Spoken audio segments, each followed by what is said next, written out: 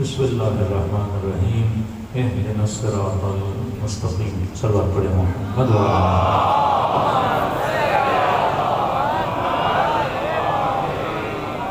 دعا ہے پروردگار عالم ہم سب کی عبادتوں کو اپنی بارگاہ میں قبول فرمائے اور جس مقصد زندگی کو لے کر فرش عطا پہ آتے ہیں خدا ان مقاصد میں ہم سب کو کامیابیاں کامرانیاں نصیب فرمائے۔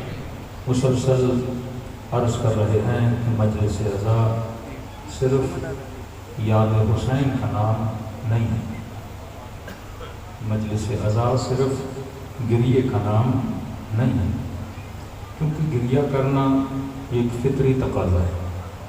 جب انسان کسی ظلم کو سنتا ہے تو انسانی فطرت ہے کہ انسان کی آنکھوں سے آنسو جاری ہونا چاہیے۔ تبھی ہندو بھی جب جناب علی اصغر کے مسائل سنتے ہیں تو رو پڑتے ہیں، کوئی غیر مسلم بھی امام حسین کی مظلومیت کو سنتا ہے تو رو پڑتا ہے۔ تو ہم یہ نہیں کہہ سکتے کہ جو آنسو ایک ہندو کی آنکھوں سے بہ رہے ہیں اور جو آنسو ایک شیعہ علی کی آنکھوں سے بہ رہے ہیں، دونوں کا اجر ایک ہے، کیونکہ ہر آنسو کی اپنی قیمت ہے۔ خدا یہ بھی دیکھتا ہے کہ آنسو بہانے والا کون ہے، خدا یہ بھی دیکھتا ہے کہ آنسو کس کی آنکھوں سے ٹپک رہے ہیں۔ تو یہاں مراتب ہیں، مدارج ہیں کہ انسان کو دیکھنا چاہیے۔ تو کبھی یہ مت سوچئے کہ یہ مکتب صرف اس لیے ہے کہ ہم مجلسوں میں آئیں، مجلسیں سنیں۔ جب تک ہدف امام حسین، ہدف اہل بیت سمجھ میں نہیں آئے گا، اور وہ ہدف کب سمجھ میں آئے گا؟ جب ہم اہل بیت کی زندگی کو اسٹڈی کریں گے، پڑھیں گے۔ ایک کتاب بہت پیاری ہے، اردو میں ترجمہ ہو چکا ہے، 250 سالہ انسان۔ یہ کتاب سید علی خامنہئی رہبر معظم نے تدوین کی ہے، اور انہوں نے اہل بیت کی زندگی کو ایک انسان کی صورت میں دکھایا، یعنی یہ تصور مٹا دیا کہ ہر امام الگ ہے۔ انہوں نے یہ تصور دیا کہ اگر مولا علی کے زمانے میں امام حسن ہوتے تو وہی کرتے جو علی نے کیا، اور حسن کے زمانے میں اگر مولا علی ہوتے تو وہی کرتے جو امام حسن نے کیا، اور امام حسین کے زمانے میں اگر امام حسن ہوتے تو وہی کرتے جو امام حسین نے کیا، کیونکہ یہ پہلے سے بتا دیا تھا کہ اولنا محمد، اوسطنا محمد، آخرنا محمد، بل کلنا محمد۔ ایک نیچر، ایک فطرت میں اہل بیت چلنے والے تھے۔ اب کبھی کبھی آپ پڑھتے ہیں امیر المومنین 25 سال جب امت نے علی کو پیٹھ دکھائی اور خلافت کے امیر المومنین کو نہ لایا، تو ان 25 سالوں میں امیر المومنین کے چاہنے والے کے ذہن میں کیا ہے؟ ہمیں خیبر کا پتہ ہے، ہمیں خندق کا پتہ ہے، لیکن جناب ابوبکر کے زمانے میں 25 سال، یہ 3 خلافتیں آپ لے لیں کہ واقعا امیر المومنین کیا کر رہے تھے، کسی کے ذہن میں کچھ بھی نہیں۔ ہمیں پھر پتہ چلتا ہے جب مولا علی حکومت پر آتے ہیں تو پھر جنگ صفین کا پتہ ہے، جنگ جمل کا پتہ ہے، اور شہادت امیر المومنین کا پتہ ہے، اور ہم یہ سمجھتے ہیں کہ 25 سال ایک امام خاموش بیٹھا تھا۔ وہ امام کے ساتھ جو خاموش بیٹھے، امام کی تو ڈیوٹی ہے کہ امت کی اصلاح کرے، امام کی تو ڈیوٹی ہے کہ امت کے لیے کیا کرے، پلاننگ کرے۔ اسی طرح امام حسین کا لوگوں کو صرف کربلا پتہ ہے۔ ارے کربلا تو مولا حسین کی 60 سال کی زندگی، لیکن پیچھے اتنی لمبی زندگی جو امام حسین کی گزری ہے، تو کیا مولا حسین نے مدینہ میں کچھ بھی نہیں کیا؟ امام حسن کا ہمیں صرف صلح حسن بن علی کا پتہ ہے کہ ایک جنگ ہوئی تھی اور لوگوں نے بے وفائیاں کی اور امام حسن نے صلح کر دی۔ اس سے پہلے مولا حسن کیا کر رہے تھے؟ امام زین العابدین کا پوچھیں تو لوگوں کو صرف کربلا کے چند مسائل یاد ہیں۔ ایک ایسا امام جو لیاذ باللہ بیمار ہے، ایک ایسا امام جس کے ہاتھوں میں رسیاں ہیں، ایک ایسا امام جو پانی دیکھتے ہیں صرف روتے ہیں۔ 4 دعائیں اس امام سے لوگوں کو یاد ہیں، لیکن اس امام نے کتنی بڑی تبدیلی معاشرے میں لائی وہ کسی ہمارے مومن کو پتہ نہیں۔ پھر ہم کہتے ہیں مولانا یہ معجزاتی طور پہ نشیہ بن گئے۔ ارے یہ معجزہ نہیں، یہ تربیت معصوم کا نتیجہ ہے کہ حجاج کا زمانہ، منصور کا زمانہ کہ سروں پہ قیمتیں رکھی جائیں۔ آپ زیادہ دور کیوں جاتے ہو کہ آج کے شیعہ نے داعش کو نہیں دیکھا کہ صرف ایک یونیورسٹی میں ایک دن میں 500 اسٹوڈنٹس کے زندہ درگور کر دیا جائے، ان کو گاؤں کے گاؤں مار دیتے تھے، گلے کاٹ دیتے تھے، زندہ جلا دیا جارڈن کے پائلٹ کو۔ اس قدر پہ رہا تو کیا اس زمانے میں برہمی نہیں تھی کہ مسجد کوفہ میں جب سر کاٹے جاتے تھے کہ ملتا ہے حجاج بن یوسف نے جب ایک گاؤں پہ اٹیک کیا تو گاؤں والوں نے کہا کہ ٹھیک ہے آپ ہم پہ اٹیک نہ کریں، ہم ہینڈ اوور کرنے کے لیے تیار ہیں، ہم نہیں چاہتے ہمارا کوئی ایک بندہ بھی مرے، اور شرط یہ رکھی کہ آپ ہم میں سے کسی ایک فرد کو بھی نہیں مارو گے، زندہ چھوڑو گے۔ تو کہتے ہیں انہوں نے ایکسپٹ کیا کہ ٹھیک ہے ہم ایک کو زندہ چھوڑیں گے۔ تو کہتے ہیں جب گاؤں ہینڈ اوور ہوا انہوں نے دروازے کھولے تو جس نے کہا تھا یہ شرط لکھی اس ایک کو زندہ چھوڑا، باقی سب کو مار دیا۔ اور کہتے ہیں جب اس نے سب کو مارا تو اس نے حملہ کرنے سے پہلے قسم کھائی کہ میں اس قدر ماروں گا، ایک کھڈا تھا کہ وہ ان کے خون سے بھر جائے۔ کہتے ہیں جب سر قلم کرتے گئے، اب خون جب زمین پہ بہتا تھا زمین چوس لیتی تھی، پانی تھوڑی ہے کہ گڈھا بھر جائے۔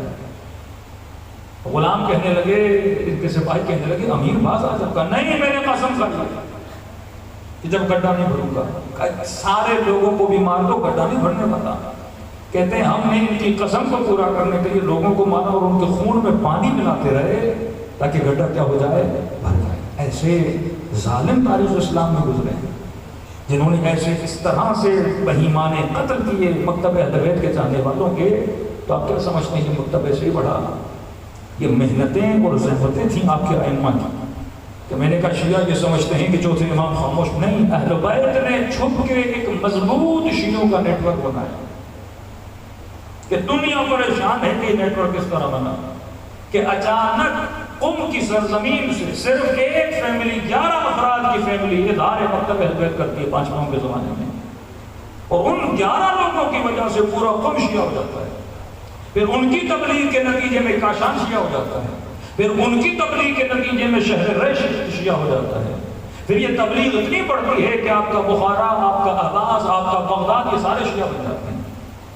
کئی ایسے افراد ہیں جو 11 سال امام معصوم سے نہیں ملے، لیکن تاریخ جب کھولتے ہیں تو سمجھ نہیں آتا ان کا امام کے ساتھ لنک کس طرح ہے، کیونکہ کئی ایسی تبلیغیں جو معصومین کی چھپی ہوتی ہیں اگر ظاہر ہوتی تو دشمن پکڑ لیتا، معصوم چھپ چھپ کے اپنے وکلا کو بھیجتے تھے۔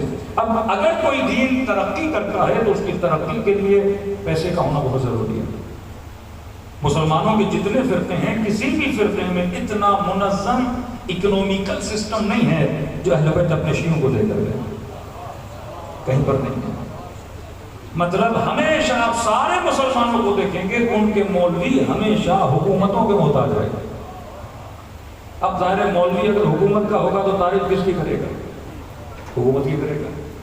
جیسے آپ کے ماشاءاللہ طاہر اشرفی صاحب،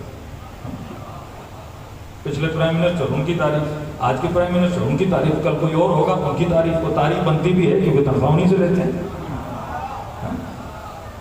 اس مکتب میں اہل بیت نے ایک انڈیویجول سسٹم دیا جس کا نام رکھا خمس، پروپر 5ویں امام کے زمانے سے خمس کا سلسلہ شروع ہوا، یعنی چوتھے امام تک جو اہل بیت کو جانتے تھے یا چاہتے تھے یا محبت کرتے تھے ان کو یہ بھی نہیں پتا تھا وضو کا طریقہ کیا ہوتا ہے، حج کا طریقہ کیا ہوتا ہے، عمرے کا طریقہ کیا ہوتا ہے، وہ پوچھتے تھے تو اغیار سے پوچھتے تھے۔ اب چوتھے امام نے شیعہ بنانا شروع کی اور جن کو بنایا انہوں نے دوسروں کی تربیت کرنا شروع کر دی، اور 5ویں امام نے جب حکومتیں آپس میں ٹکرائیں تو گولڈن ٹائم آف شیعہ کہتے شیعوں کا سنہری ٹائم 5ویں امام کا زمانہ، 6ٹھے امام کا زمانہ، کیونکہ بنو عباس اور بنو امیہ آپس میں لڑ پڑے، فرصت مل گئی، ایک وقت ایسا بنا کہ واقعاً مسجدوں میں درس دیا کرتے تھے، اور اس وقت کے بہترین جو علماء کہلائے وہ مکتب اہل بیت ہیں، امام محمد باقر اور امام جعفر صادق علیہ السلام۔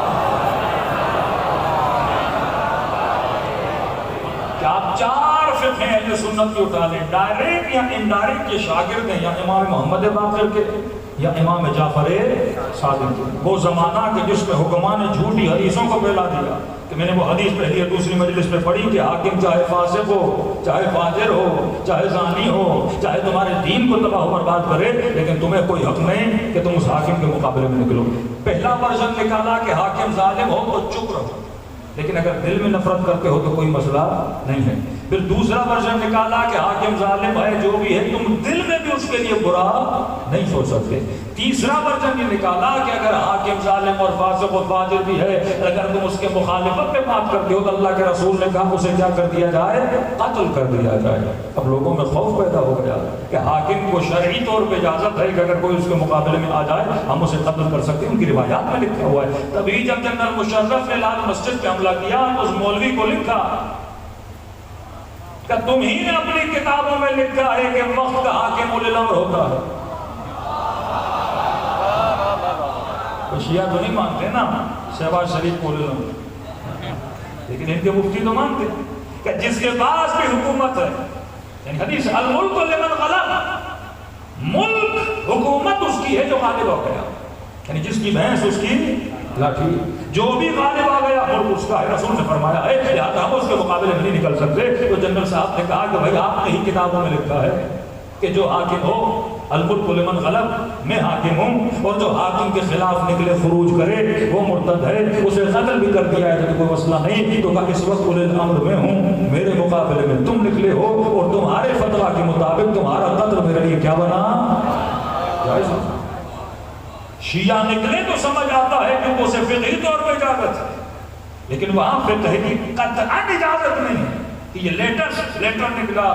سعودی عرب کے جب حالات سیکولرزم کی طرف جا رہے تھے تو ان کے مفتیوں اور مولویوں نے، کیونکہ عوام میں غم و غصہ تھا، ایک مقدس سرزمین وہاں پہ کلب کھولے جا رہے ہیں، ایک مقدس سرزمین، انبیاء کی سرزمین، تبلیغ کی سرزمین، اسلام کی سرزمین، وہاں پہ کیسینو کھولے جا رہے ہیں، انڈیا سے ناچنے والے اور گانے والیوں کو بلایا جا رہا ہے۔ تو ظاہر ہے جن لوگوں کو پوری زندگی الصلاۃ، نماز، روزہ، حج، دینداری کا درس دیا اور اچانک وہ بے دینی دیکھیں تو ان کے اندر الجھن تو پیدا ہو جاتی ہے۔ انہوں نے خط لکھا کہیں ایسا نہ ہو کہ لوگ باہر نکل آئیں اپنے حکمران کے خلاف، تو انہوں نے خط میں لکھا کہ دیکھیے ہم جانتے ہیں کہ آپ کے جذبات اپنی جگہ پہ صحیح ہیں، یہ جو ہو رہا ہے غلط ہو رہا ہے، کیسینو کھولے جا رہے ہیں، سنیما کھولے جا رہے ہیں، وہاں سے کافروں کو بلایا جا رہا ہے، ناچنے والیوں کو بلایا جا رہا ہے، ہم سمجھتے ہیں کہ یہ سب غلط ہو رہا ہے، لیکن سنیے رسول خدا نے کہا ہے حاکم کیسا بھی ہو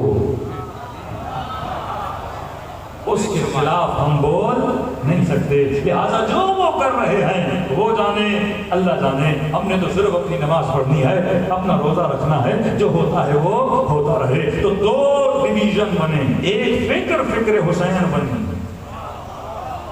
ایک فکر حکمرانوں کی فکر بنی، کیونکہ جو حاکم تخت پہ بیٹھتا ہے وہ اپنے تخت کو بچانے کے لیے گڑی ہوئی حدیثیں لائے تاکہ عوام اگر میرے خلاف نکلے تو میں کہوں قال رسول اللہ، رسول نے کہا میرے خلاف نہ اٹھا جائے۔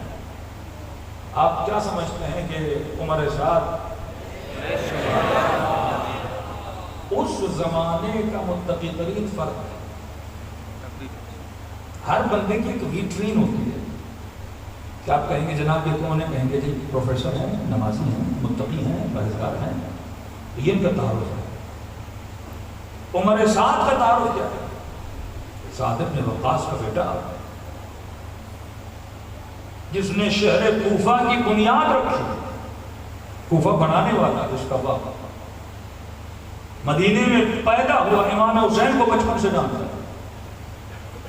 کبھی بھی افراد کا بیک گراؤنڈ دیکھا کریں کہ وہ فرد ایسا تھا، بے انتہا نمازی، روزے رکھنے والا، قرآن پڑھنے والا، جب گلیوں میں چلتا تو لوگ التماس دعا کہتے تھے کیونکہ صحابی کا بیٹا، تابعی۔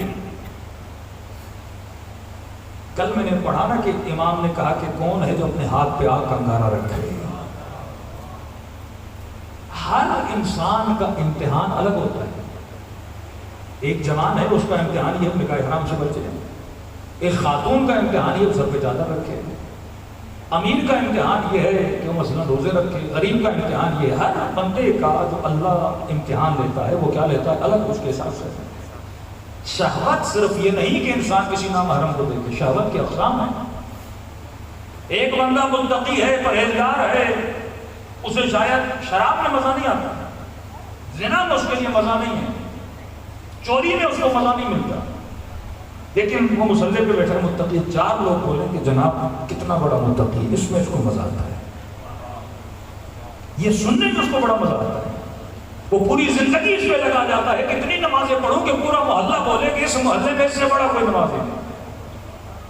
یہ اس کی شہوت ہے کہ میری تعریف کی جائے۔ بعض لوگ شہرت کے لیے ہزاروں روپیہ دیتے ہیں، کوئی اور عیب نہیں ہوتا لیکن یہ بڑا عیب ہوتا ہے کہ لوگ میری کیا کریں، تعریف کریں۔ بلعام باعور، قرآن اس کا واقعہ سنا ہے، عابد بنی اسرائیل، حضرت موسیٰ لشکر لے کر آ رہے ہیں، نمازی، مستجاب الدعوہ، خدا کہتے ہیں من آیاتنا، ہم نے اس کو اپنی آیتیں دی ہوئی تھی۔ اس کی کمزوری اس کی بیوی تھی، اس کی بیوی کی کمزوری سونا تھا۔ کہ بلعام باعور، حضرت موسیٰ لشکر لے کر آ رہے ہیں، بد دعا دو لشکر۔ تو کہا کیسے بد دعا دو، وہ موسیٰ ہے، اللہ کا نبی ہے، نیک بندے آ رہے ہیں، میں بد دعا کیسے؟ کہا نہیں، ہم نے سنا ہے اگر تو بد دعا دے گا اس کو لشکر ختم ہو جائے گا کیونکہ تو مستجاب الدعوہ ہے۔ اب جو بد دعا کروانے آئے تھے ان کو تو نہیں پتا نا کہ دعا قبول تو خدا کرتا ہے، تو خدا موسیٰ کے خلاف دعا کر نہیں، آپ دعا کریے، کہ میں نہیں کر سکتا، منع کر دیا۔ اب اس کی کمزوری اس کی بیوی، اس کی بیوی کے پاس گئے، بیوی کی کمزوری سونا، کہا تجھے اتنا سونا دیتے ہیں میاں کو راضی کر دے۔ اس نے سونا دیکھا وہ بگڑ گئی، اس نے سونا لیا اور شوہر سے ناراضگی ہو گئی کہ بھائی ایک چھوٹی سی بد دعا تو ہے، اتنی بد دعا کرو گے تو مجھے سونا ملے گا اور میں راضی ہو جاؤں گی۔ اب بیوی کو راضی کرنے کے لیے کیا کرنے کا، بد دعا کرنے کا۔ ہر انسان کی اپنی کمزوری ہوتی ہے، ابن سعد کو اسٹڈی کریے کہ ابن سعد کی کمزوری کیا ہے. کہتے ہیں کہ ابن سعد کا کربلا سے لینا دینا ہی نہیں تھا. جس نے دیکھا کہ یزید حاکم بنا ہے اور دل تھا کہ میں امت کی خدمت کروں. آتے ہیں یزید کے پاس, کہتے یزید صاحب سنا آپ تخت پہ بیٹھے ہیں, ہماری بھی زندگی کے آخری دن ہے, پوری زندگی ہم نے نماز پڑھی, روزے رکھے, لوگوں کو دین کا درس دیا, لہٰذا اب دل کرتا ہے کہ آخری عمر میں ہم کچھ دین کی کیا کر لیں, خدمت کر لیں. یزید نے کہا خدمت کرنا چاہتے ہو؟ کہا آپ اگر شہر رے کی حکومت مجھے دے دیں, میں وہاں جا کے دین پھیلاؤں گا, اسلام پھیلاؤں گا, اللہ کی باتیں کروں گا. اب اس نے بھی دیکھا کہ اس عمر میں بندہ آیا ہے, اس نے بھی لکھ کے دے دیا قوالا یہ لوگ اور آپ کو شہر رے کی حکومت دے دی. یہ واقع کربلا سے پہلے. اب یہ قوالا لے کے کہاں آیا؟ کوفے میں. مطلب یہ راستے میں تھا. اگر یہ کوفے نہ رکتا تو یہ کب کا شہر رے پہنچ چکا ہوگا. یہ کوفے آیا کہ چند دن ساز و سامان باندھے اور شہر کوفہ سے ایران کی طرف کیا ہو جائے, روانہ ہو جائے. کوفے میں یزید نے بھیجا کس کو؟ ابن زیاد. اور ابن زیاد کے لیے خط لکھا کہ یہ میرا کامل اختیار ہے, یعنی کمپلیٹلی میرے اس کو اختیار کیا ہے کہ جس کو چاہے جہاں رکھے, جس کو چاہے جہاں بھیجے. ابن زیاد نے بلایا ابن سعد کو, کہاں بھائی آپ یہاں کیا کر رہے ہیں؟ کہ بس دین کی خدمت کرنا چاہتے تھے, آخری عمر ہے, امت کی خدمت کر رہے ہیں. تو امیر المومنین کے پاس گئے یزید, انہوں نے لیٹر لکھ کے دیا ہے کہ ذرا لیٹر مجھے دکھاؤ تو صحیح. لیٹر دیکھا, سائڈ پہ رکھ دیا کہ یہ دوسرا لیٹر پڑھو, مجھے پورا اختیار دیا ہے, جسے جہاں روکوں, جسے جہاں بھیجوں. اب شہر رے تو تب ملے گا جب حسین کا راستہ روکو گے. پہلے یہ مسئلہ حل کرو پھر شہر رے جاؤ. خدا قرآن میں مسلمانوں کو, مومنوں کو ایک مثال دے رہا ہے. اللہ کہتا ہے شیطان جو ہے نا, وہ فارسی میں کہتے ہیں شیطان میرا کتا ہے. کتا مالک کو نہیں کاٹتا. شیطان بھی نمک حرام نہیں. قرآن میں کہتا ہے لَأَغْوِيَنَّهُمْ أَجْمَعِينَ إِلَّا عِبَادُكَ مِنْهُمَ الْمُخْلَصِينَ. کہ اے خدا سب کو گمراہ کروں گا لیکن تیرے مخلص بندوں کو بھی گمراہ نہیں کروں گا.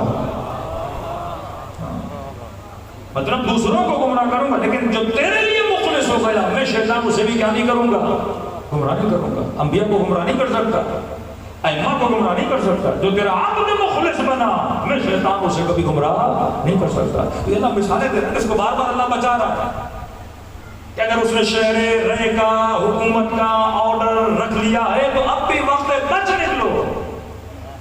اس راستے پہ چلنا تیرے فائدے میں نہیں ہے, لعنت اللہ بچائے گا. کہ مجھے ایک رات کی مہلت دو. اب یہ جانتا ہے کہ حسین کون ہے.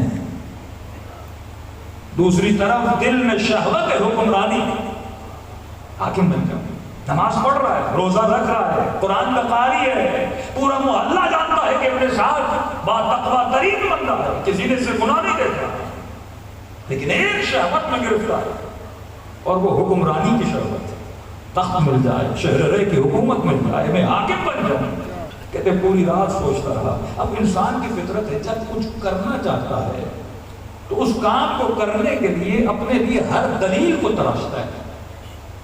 کہ ہم مذہان کہتے ہیں نا, مولوی چاہے تو کبے کو بھی حلال کر دے, کھانے پر آ جائے تو 4 فتوے ادھر ادھر سے نکال کے کیا کر دے گا, حلال کر دے گا, کیونکہ من ہے اس کو کھانے کا. اس کے اندر شہوت ہے حکمرانی کی کہ مجھے شہر رے کی حکومت مل جائے. پوری رات خود کو دلیلیں دیتا رہا. کہ حسین کے مقابلے میں کیسے جاؤں گا, اچھا نہیں جاؤں گا تو شہر رے کی حکومت نہیں ملے گی. یہ ابن زیاد کو بھی جانتا ہے وہ کتنا ملعون ہے. جب تک کام پورا نہ کرے ابن زیاد تب تک اس کو شہر رے کی حکومت کا قبالہ نہ دیا جائے گا. اب خود کو راضی کرتا رہا, ہاں حسین بھی تو غلط کر رہے ہیں, امت میں فتنہ پیدا ہو رہا ہے, انسجام کو توڑ رہے ہیں, کیا ضرورت ہے یزید کے مقابلے میں آنے کے لیے. اگر یزید ولی الامر ہے تو اس کی کیا کی جائے, اطاعت کی جائے. خود کو راضی کرنے لگا, لیکن ہدف کیا تھا, رے کی حکومت. یہ واحد بندہ ہے کربلا میں جس سے 3 مرتبہ امام حسین مخاطب ہوتے ہیں. آخر تک مولا کوشش کر رہے ہیں یہ بچ جائے، جس طرح جنگ جمل میں علی کوشش کر رہے ہیں زبیر کو بچا لیا جائے، مولا کوشش کر ابن سعد بچ جائے۔ ایک مرتبہ ملاقات کی، 2 مرتبہ ملاقات کی، 3 مرتبہ ملاقات کی، اور وہ اشعار موجود ہے ابن سعد کا، فرماتے ہیں کیا تو مجھے نہیں جانتا میں سیدہ شباب اہل جنت ہوں؟ کیا تجھے نہیں پتا کہ ہم سے اس گھرانے میں عبادت نازل ہوئی ہے، یہ گھرانہ ہے جو محبت الوحی ہے؟ کیا تجھے نہیں پتا کہ میرے طرف آئے گے تو جنت ملے گی؟ جب اس نے سنا نا میرے طرف آؤ گے تو جنت ملے گی، تو اس نے مزاحن شعر کہا حسین جانتا ہوں کہ تیرے طرف جنت ہے، پر اس وقت میرے لیے میٹھا رے کی حکومت ہے۔ جنت سے زیادہ رے کی حکومت میٹھی ہے۔ اس وقت امام نے کہا کہ رے کی حکومت تو دور، رے کی سرزمین کا گندم کا دانہ بھی تجھے نصیب ہے۔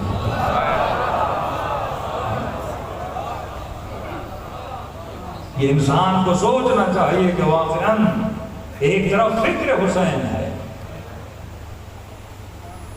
ذکر حسین بھی کرو، فکر حسین بھی لو، خالی ذکر کسی کام کا نہیں ہے۔ 2 آئیڈیالوجیز، ایک آئیڈیالوجی فطرت کی آئیڈیالوجی کہ امام جانتے تھے چوتھے امام، کہ میں ہمیشہ کہتا ہوں ایک ایسا معاشرہ جو امام کش معاشرہ ہے، کلر معاشرہ ہے، ائمہ کو مارنے والا معاشرہ ہے، انہی معاشرے سے امام زین العابدین ناصر امام بنا دیتے ہیں تربیت کے ذریعے سے۔ کام کہاں سے شروع کیا میرے معصوم نے؟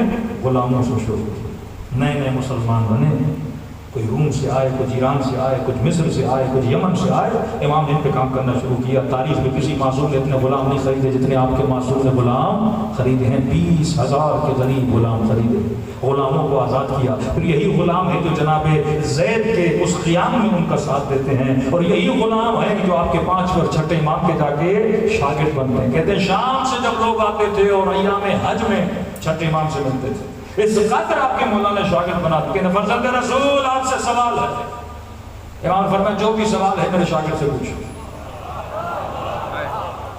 کہنے لگا مولا آپ سے کرنا، امام نے کہا اگر یہ مطمئن نہ کر سکے تو پھر مجھ سے پوچھو۔ کیا توحید کے بارے میں پوچھنا ہے؟ کہ فلاں سے پوچھ۔ کہ امامت کے بارے میں پوچھنا ہے؟ کہ دوسرے سے پوچھ۔ کہ علم کلام کے بارے میں پوچھنا ہے؟ کہ تیسرے سے پوچھ۔ کہ مسائل فقہ کے بارے میں پوچھنا ہے؟ کہ چوتھے سے پوچھ۔ ہر مسئلے کے لیے امام نے اپنا ایک صحابی رکھا ہوا تھا۔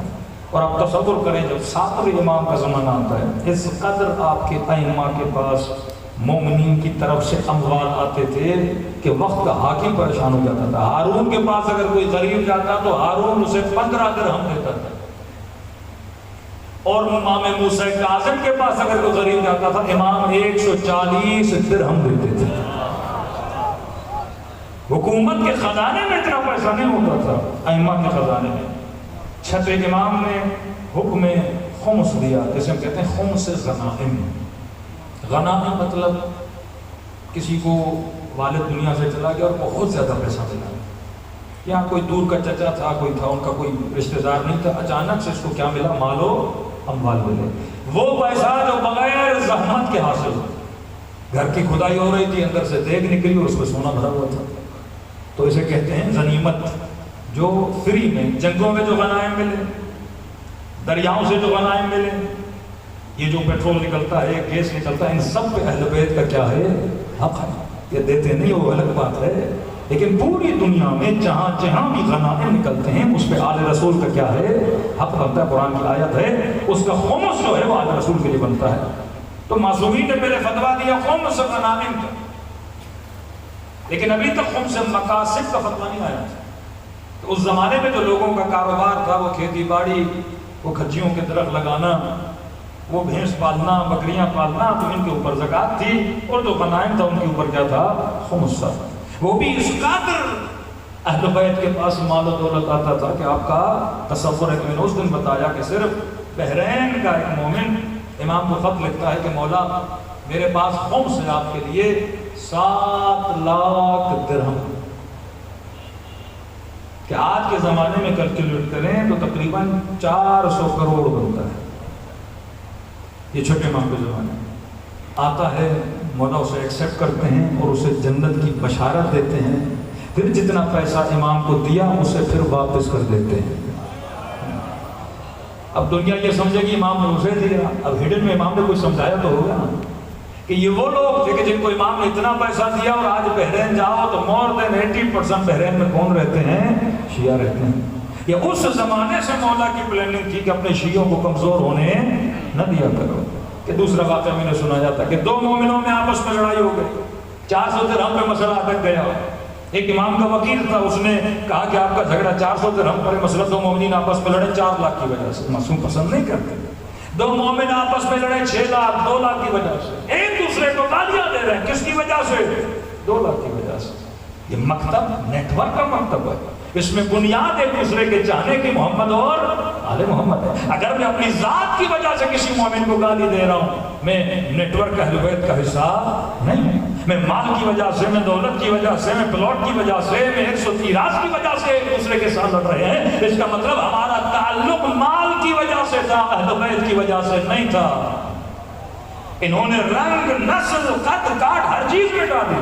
آؤ کربلا کے میدان میں، کربلا میں کالے رنگ والا جون بھی ملے گا، کربلا میں 80 سال کا بوڑھا حبیب بھی ملے گا، کربلا میں 18 سال کا جواں علی اکبر بھی ملے گا، کربلا میں 6 مہینے کا علی اصغر بھی ملے گا، کربلا میں 4 سال کی سکینہ بھی ملے گی، کربلا میں عمر رسیدہ سیدہ زینب بھی ملیں گی، کربلا کے میدان میں آپ کو مسیحی وہب قلبی بھی ملے گا، کربلا میں سنی مکتب جناب زہیر بھی ملے گا، کربلا میں جس نے گناہ کیا تھا وہ جناب اور توبہ کر کے حسین کے لشکر میں آیا وہ بھی ملے گا۔ اس کا مطلب کربلا مجموعہ ہے۔ ان سب کو کس نے جمع کیا؟ محمد حسین ابن علی نے جمع کیا۔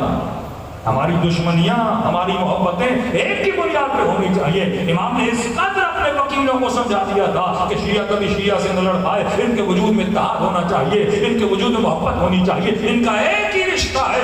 انی سلم لمن سالمکم وحرب لمن حاربکم۔ یہ زیارت عاشوراء میں کیا پڑھتے ہو؟ یہی تو وعدہ دیتے ہو کہ مولا میں وعدہ کر رہا ہوں کہ میں اس سے محبت کروں گا جو آپ سے محبت کرتا ہے، میں اس سے نفرت کروں گا جو آپ سے نفرت کرتا ہے۔ 600 درہم کا اختلاف تھا، اس نے جیب سے نکال کے پیسے دے دیے کہ یہ پیسے دے رہا ہوں لیکن ایک شرط پہ دے رہا ہوں، جب پیسے اور مسئلہ حل ہو گیا تم میں سے دونوں میں سے کسی کو اجازت نہیں باہر نکل کے ایک دوسرے کے خلاف باتیں کرو۔ کہا شرط منظور ہے، ایک دوسرے کو سینے سے لگایا، آخر میں کہا یہ پیسے میں نے نہیں دیے، جعفر صادق نے دیے۔ صلوات پڑھے مولا کی شان۔ اس طرح سے اپنے چاہنے والوں کو آپس میں جوڑ دیتے۔ آج اگر آپ کی مضبوطی ہے کہ آپ کا نیٹ ورک ہے، آج آپ نے یہ نہیں دیکھا کس کی مجلس ہے، بس آپ نے دیکھا حسین کی مجلس ہے، جمع ہو گئے نا۔ کون جوڑ رہا ہے ہمیں؟ نام حسین۔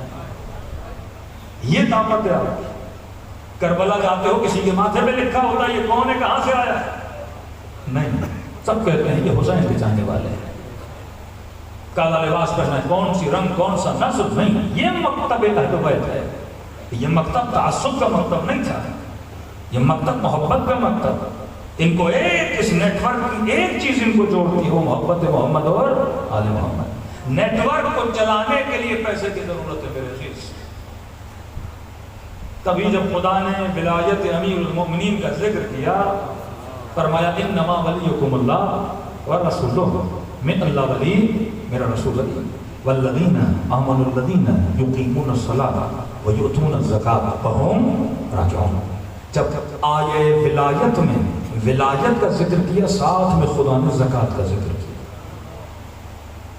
مطلب نیٹ ورک آف ولایت چل نہیں سکتا جب تک پیسہ ساتھ میں نہ ہو۔ زکوٰۃ کا مطلب خیرات، اب اجتماعی طور پر اس میں خمس بھی شامل ہو جاتا ہے۔ یہ نیٹ ورک نہیں چل سکتا۔ شیعوں کی کامیابی کیا تھی کہ شیعوں کے نظام میں خمس، شیعہ کبھی بھی شہنشاہیت کا محتاج نہیں رہا، حوزے مضبوط رہے۔ نجف کا حوزہ کبھی بھی سلطان کا محتاج نہیں رہا، کیونکہ ہمیں کسی سے بجٹ لینے کی ضرورت نہیں ہے۔ اہل بیت ایک سسٹم دے کر کے نظام خمس کے نام سے، کہ چھٹے امام کے زمانے کا خمس سے غنائم تھا، لیکن امام جواد نے جتنے فتوے ہیں نا خمس مقاصد کے، وہ آپ کے امام جواد سے ہیں۔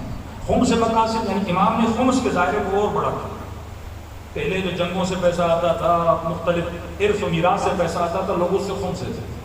آپ کے امام جماعت نے فتویٰ دیا کہ اب شیعوں پر خمس مقاصد کو ہم واجب کر رہے ہیں۔ خمس مقاصد یعنی جو تجارت سے پیسہ آتا ہے، جو کاروبار سے پیسہ آتا ہے۔ اب لوگوں نے بکریاں رکھنا، کھیتی باڑی سے دور ہو کے اپنی کسی نے دکان کھول دی، کسی نے کپڑے کی دکان کھولی، کسی نے تجارت کر دی۔ اب کہا جو تجارت سے پیسہ زائد بچ جائے، جسے ہم کہتے ہیں انویسٹمنٹ، یعنی آپ کا سال کا خرچہ تھا 12 لاکھ، آپ نے سال کا خرچہ بھی پورا کیا، اس کے بعد آپ کے پاس سیونگ بچے، ان سیونگ پہ معصوم نے کیا فرمایا؟ اب ہم تم پہ کیا کر رہے ہیں؟ خمس کو واجب کر رہے ہیں۔ کہتے ہیں وقت کے حاکم نے کہا پہلے سے اتنا پیسہ تھا ان کے پاس، اب مقاصد کو بھی واجب کیا، ان کے پاس تو بہت پیسہ تھا۔ مولا کے فتوے کے بعد اور حکم کے بعد امام جماعت کو کیا کیا جاتا ہے؟ شہید کیا جاتا ہے۔ پھر آپ کے 10ویں امام اور 11ویں امام کو بلا کر فوجی چھاؤنی کے اندر رکھا جاتا ہے، تاکہ نہ ان کے پاس پیسہ آئے، نہ یہ شیعوں کو بتائیں کہ مکتب کی ترویج کیسے کرنی ہے، مذہب کی ترویج۔ لیکن اس قدر نیٹ ورک اہل بیت نے مضبوط کر دیا تھا کہ 7ویں امام نے اتنے سال زندان میں رہے، لیکن شیعہ نیٹ ورک کبھی رکا نہیں، کیونکہ امام نے اپنے وکیل بنا دیے، جسے آرگنائزیشن آف لا بولتے ہیں۔ اس قدر وکلا بنا دیے، اس قدر وکلا بنا دیے کہ شیعوں کو اپنے امام کی ڈائریکٹ ضرورت کم پڑتی تھی۔ جو مسئلہ تھا وکیل کو بتاتے تھے، وکیل جواب دیتا تھا، اور امام نے وکیلوں کو سمجھا دیا تھا کہ شیعوں کی بستیوں میں غریب شیعوں کی مدد کیسے کرنی ہے اور ترویج مکتب کیسے کرنی ہے۔ صلوات پڑھے محمد والا۔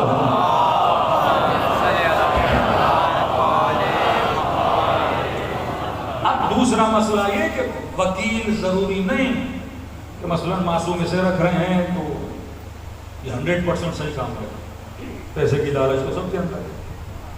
تو امام کی شہادت کے بعد ایک فرقہ بنا، فرقہ واقفیہ۔ یہ امام کے وکیلوں نے ایک فرقہ بنایا۔ مثلا 100 وکیل تھے، ان میں سے 10-15 کے دل میں لالچ آ گئی، پیسہ سارا وکیلوں کے پاس، ایک وکیل کے پاس 30 ہزار درہم، 35 ہزار درہم ان کے پاس۔ امام رضا کے نمائندے کو لکھا، امام موسیٰ کاظم شہید ہو گئے، پیسہ دو امام وقت کو۔ تو کہنے لگے نہیں، ہمیں ابھی تک یقین نہیں کہ امام شہید ہوئے۔ کبھی زندان سے خبر آئی، کہ نہیں ہمیں نہیں یقین، وہ پردے غیب میں چلے گئے ہیں اور آئیں گے۔ تو یہ فرقہ بنا واقفیہ، یعنی یہ رک گئے 7ویں امام پر کہ وہ پھر کیا آئیں گے، پلٹ کے آئیں گے۔ نیت کیا تھی؟ پیسے کو ہڑپنا، پیسے کو اپنے ہاتھ میں لینا۔ لیکن کچھ ایسے تھے جو امام رضا علیہ السلام کی طرف انہوں نے رجوع کیا، لیکن چند لوگوں کے پیسے کھانے سے نظام کبھی رکنے والا نہیں ہے۔ تو یہی نظام امام رضا کے پاس ہے۔ آپ سنتے ہیں نا، مولا رضا آئے، لوگوں نے اپنی زمینیں بیچنے چاہیے، امام نے ان سے بے تحاشا زمینیں خریدنا شروع کر دی۔ ایک وقت وہ ہے کربلا کا کہ فرزند رسول کو شہید کیا جاتا ہے، توہین کی جاتی ہے۔ تھوڑے سے فاصلے میں ایک وقت ایسا آ جاتا ہے کہ حاکم مجبور ہو جاتا ہے کہ فرزند رسول کو اپنا ولی عہد بنائے۔ کیا کیا ایسا ہے؟ اتنی سپورٹ لوگوں میں کیسے پیدا ہو گئے؟ یہ جنگیں لڑ رہے تھے، اہل بیت نیچے ماحول بنا رہے تھے، اپنے علم کے ذریعے سے، اپنے وکیلوں کے ذریعے سے، اپنے شاگردوں کے ذریعے سے، کہ مدینے والے بھی اہل بیت کا نام لے رہے ہیں۔ مامون خراسان میں رہ رہا ہے، اور خراسان والوں میں آل رسول کی اتنی محبت آ گئی کہ امام رضا کے زمانے تک پورا قم شیعہ ہو چکا، نیشاپور شیعہ ہو چکا، سبزوار شیعہ ہو چکا، کہ جب مولا جاتے ہیں ہزاروں کی تعداد میں لوگ امام رضا کی باتوں کو لکھنے کے لیے جمع ہو جاتے ہیں۔ وہ حدیث ہے سلسلۃ الذھب کہ کلمۃ لا الہ الا اللہ حسن، یہ امام رضا کی حدیث ہے۔ اس قدر محبت امام رضا کی۔ اب ٹیکنیک کو پہلو میں دیکھیے، کہتے ہیں مامون بزی تھا، عید کی نماز تھی، اور اتنا اہل بیت کو جو مامون نے امام رضا کے اوپر ایک سیکٹری لگا کے رکھا تھا، حشام اس کا نام تھا، یہ بھی کس کا بندہ ہے؟ مامون کا بندہ۔ اور اس قدر بدبخت کہ امام رضا کے جو قریبی ترین لوگ تھے ان کو امام رضا سے ملنے نہیں، لیکن اہل بیت مدارہ کرتے تھے تاکہ یہ دیکھے کون آ رہا ہے کون جا رہا ہے۔ لیکن اس کے ساتھ ساتھ انہوں نے کچھ اپنے ایسے رکھے ہوئے تھے افراد جیسے جناب ابا سلط، جن کی قبر پہ جاتے ہیں، یہ قریبی ترین صحابی امام رضا، یعنی انڈر گراؤنڈ نیٹ ورک بنایا ہوا تھا، اور ظاہر یہ کرتے تھے کہ ہمارا کسی کے ساتھ رابطہ نہیں ہے۔ اب حکم دیا، کیونکہ نماز عید یا خلیفہ پڑھائے یا ان کا کوئی وزیر ہو ولی عہد، تو انہوں نے کہا کہ آج ہم تھکے ہوئے ہیں، امام رضا کو جا کے نماز پڑھوا دیجیے۔ اب اسے کیا پتا کہ یہ امام ہے، ولی عہد کیوں بنایا؟ کیونکہ امت کہتی تھی یہ متقی ہیں، یہ پرہیزگار ہیں، یہ حکومت کے طالب نہیں ہیں، یہ تخت کے طالب نہیں ہیں، یہ شہرت کے طالب نہیں ہیں. تو یہ دکھانا چاہتا تھا نہیں، جن کا آپ اتنا احترام کرتے ہو یہ بھی ہم جیسے ہیں. زبردستی ولی عہد بنایا. امام رضا کو پیغام ملا کہ مامون کہہ رہے ہیں کہ آپ جا کے نماز پڑھائیے. امام نے کہا ٹھیک ہے. کہتے ہیں جو مامون کا پروٹوکول تھا وہی پروٹوکول امام رضا کے لیے لگایا گیا. 30-40 گھوڑے لائے گئے، اتنے سپاہی لگے گئے حفاظت کے لیے. گھوڑے کو سجایا گیا جس طرح ایک بادشاہ کا گھوڑا ہوتا ہے، بالکل اسی طرح امام رضا کے لیے سجایا گیا. کہتے ہیں کافی دیر کے بعد مجمع ہجوم کھڑا ہے. اجازت نہیں ہے کسی عام انسان کو کہ بادشاہ کے قریب جائے، بادشاہ سے باتیں کرے، بادشاہ سے ہاتھ ملائے. اتنا فاصلہ چکا تھا حکمرانوں میں اور عوام کے درمیان. اب انہوں نے وہی ماحول بنایا کہ دیکھو امام رضا بھی ہماری طرح ہیں، گھوڑوں پہ جائیں گے، پروٹوکول کے اندر جائیں گے. کہتے ہیں جیسے دروازہ کھلا اور فرزند زہرا باہر آئے تو کیا دیکھا؟ پاؤں میں جوتیاں نہیں، سر سے امامہ اتارا ہوا ہے. مستحب ہے نا جب عید کی نماز کے لیے جاؤ تو ایسے جاؤ جیسے فقیر خیرات مانگنے جاتا ہے. آنکھوں سے مولا رضا کے آنسو میں کیفیت امام رضا پہ اتاری ہے کیونکہ اللہ کی بارگاہ میں جا رہے ہیں. کہتے آگے پیچھے سپاہی آ گئے. فرزند رسول گھوڑے پہ سوار کا نہیں، میں پیدل جاؤں گا صحرا میں نماز پڑھانے کے لیے. پروٹوکول کو توڑ کے لوگوں کے ہجوم کے بیچ میں آ گئے. یہ کردار جب عوام نے دیکھا فرزند رسول کا، کہا حقیقی وارث رسول تو یہ ہے. جب امیر المومنین خلافت پر پہنچے تو بوڑھے بوڑھوں نے کہا کہ علی وہی نماز پڑھ رہا ہے جو رسول نماز پڑھا کرتے تھے. کہ علی کو دیکھ کے ہمیں نبی کی یاد آ گئی ہے. مسلم اور بخاری کے جملے. جب انہوں نے کردار امام رضا دیکھا تو لوگ دیوانہ باہر امام کے پیچھے آئے. وہ شام نے پیچھے خبر دی کہ مامون اگر آج نماز پڑھا دی تو تیرا تخت ختم ہو گیا. یہ وہاں سے گھوڑے پہ بیٹھا دوڑا امام رضا کو کہا کہ اتنے ہجوم میں آپ کو خطرہ ہے لہذا آپ واپس چلے جائیے، میں نماز پڑھا دیتا ہوں. اس طریقے سے معصومین نے کیا کیا؟ اپنے شیعوں کو آپس میں جوڑا. آپ کی طاقت تھی آپ کا اکنومیکل پاور، کیونکہ رسول خدا فتح دے کر گئے اپنی بیٹی کو. کیونکہ نظام ولایت اگر چلنا ہے تو ساتھ میں کوئی معاش کا سلسلہ بھی تو ہونا. 4 لوگ غریب ہوتے ہیں، 4 فقیر ہوتے ہیں، یتیم پروری.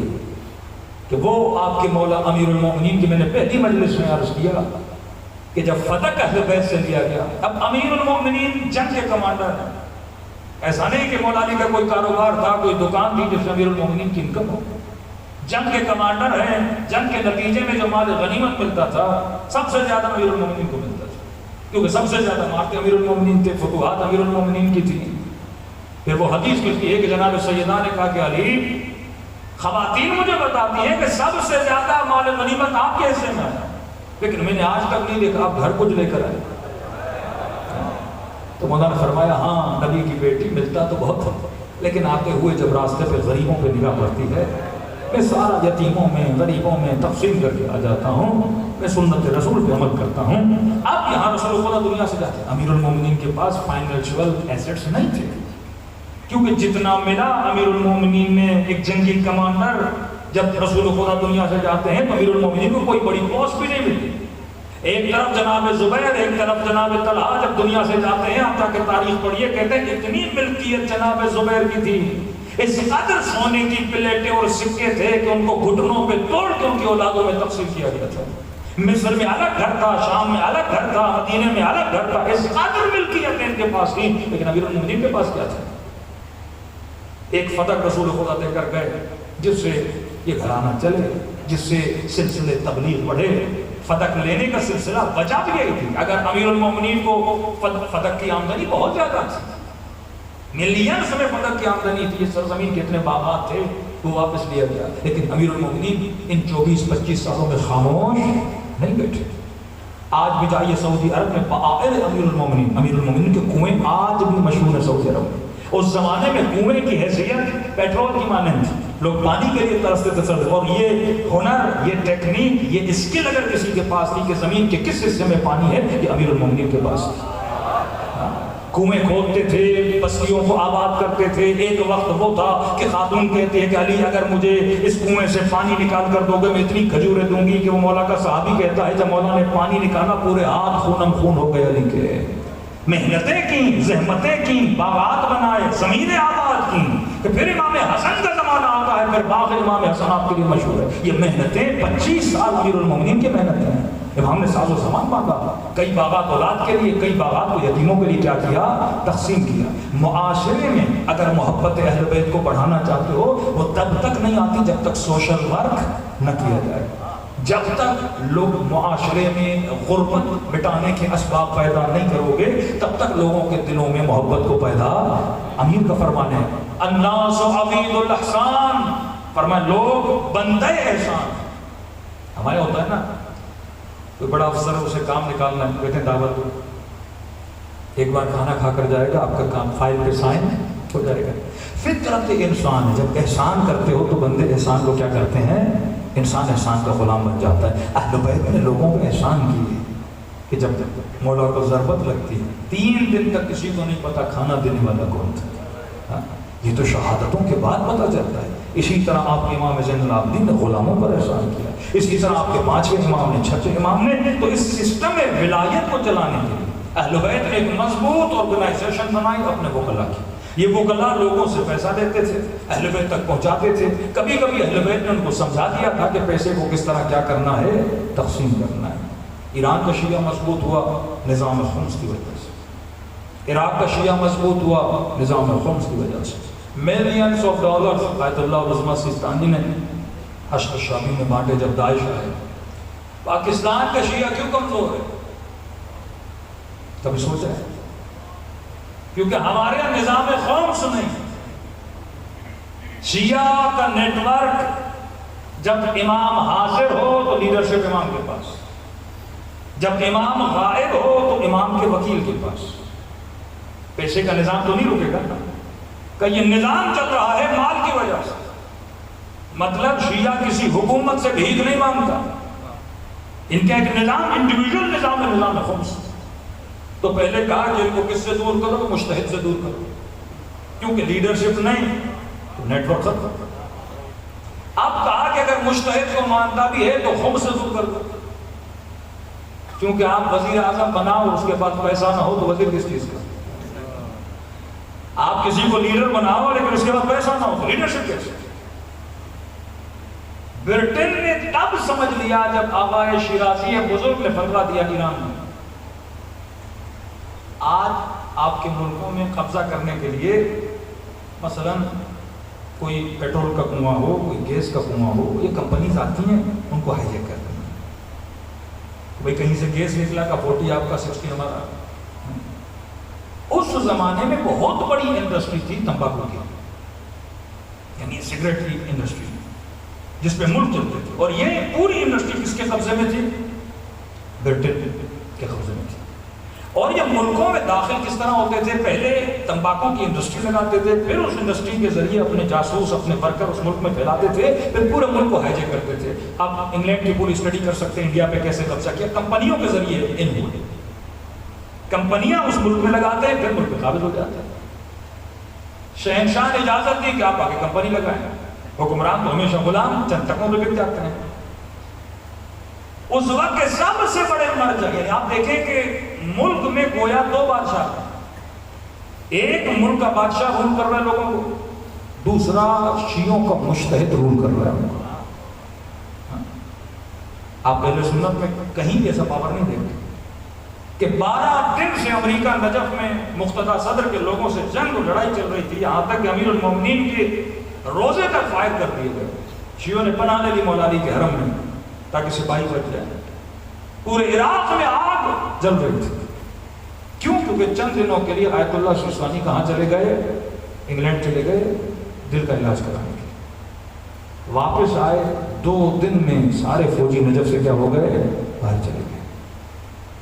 آج بھی کھٹک رہا ہے کہ شیعوں کے پاس اتنی لیڈرشپ ہے. اہل سنت کے علماء کی لیڈرشپ نہیں ہے. کیونکہ پاکستانی معاشرے میں مولوی کی ڈیوٹی لگا دی نکاح پڑھانا، جنازہ پڑھانا، حلوہ کھانا. ہمارے یہاں مولوی کا کانسیپٹ کیا ہے کہ مولانا صاحب آپ کا کام ہے جنازہ پڑھانا، نماز پڑھانا، نکاح پڑھانا، غسل دینا، مدرسے میں قرآن پڑھانا. مکتب اہل بیت میں یہ ڈیوٹی مولویوں کی نہیں تھی. جنازہ ہر کسی کو پڑھانا آنا چاہیے، غسل ہر کسی کو دینا آنا چاہیے. نکاح کے لیے تو مستحب ہے کہ عورت اپنا نکاح خود پڑھے. یہ تو ہمارے یہاں کیونکہ ہم ان پڑھ ہیں تو لہٰذا کسی اور کو کیا بناتے ہیں؟ وکیل بناتے ہیں. صرف جمعے کے خطبے کے لیے شرط ہے کہ وہ کون ہونا چاہیے؟ عالم ہونا چاہیے.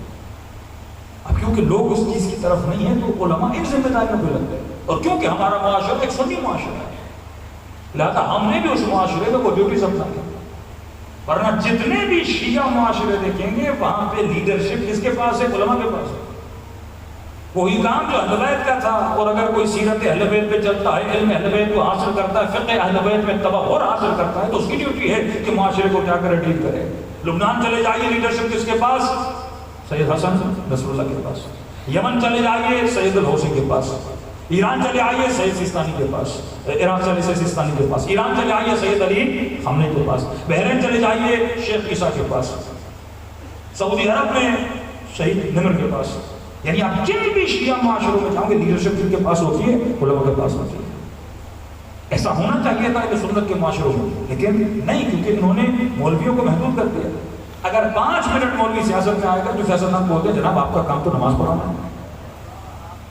طاہر القادری تب تک اچھا تھا جب تک نماز پڑھا رہا تھا، جمعہ پڑھا رہا تھا، بچوں کے نام رکھ رہا تھا، لیکن جس دن دھرنا دیا دشمن بن گئے.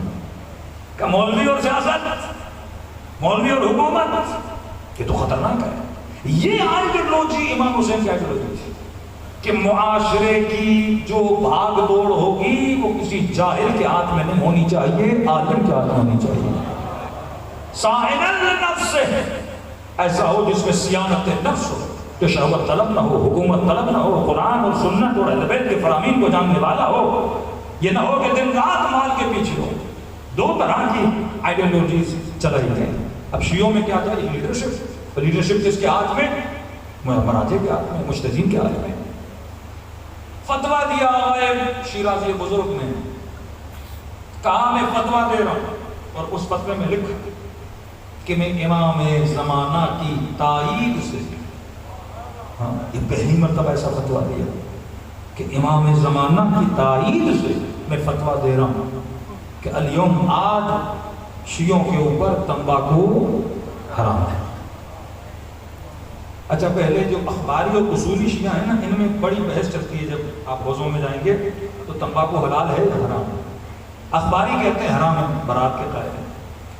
اصولی احتیاط کے قائل ہیں کہ جس چیز کے بارے میں معصوم کا کوئی حکم نہیں تو ہم اسے انجام دے سکتے ہیں. اخباری لوگ کہتے ہیں نہیں، جس چیز کے بارے میں معصوم نے کچھ نہیں کہا وہ ہم احتیاطاً انجام نہیں دیں گے. تو اصولیت تو تمباکو تھا ان میں، گھروں میں بوڑھی بوڑھیاں حکا لگا کے پیتی تھیں اور ہر بندہ عام تھا. فتویٰ آیا کہ تمباکو حرام.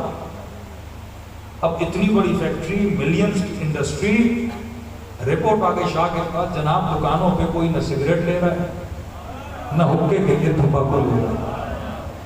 یہ پریشان فور دا فرسٹ ٹائم انہوں نے لیڈرشپ کا پاور دیکھا کہ اتنی پاورفل ہے شیعوں کے اندر، اطاعت اتنی ہے کہ اگر امام پردہ غیب پہ ہے اور امام کے بعد اگر اطاعت کرتے ہیں تو نائب امام کی اطاعت کرتے ہیں. تو شاہ اپنے وزیر میں غصہ ہو گیا کہ میں بادشاہ ہوں، میں کہہ رہا ہوں خریدیں، یہ مولوی کون ہوتا ہے وہ کہہ رہا ہے.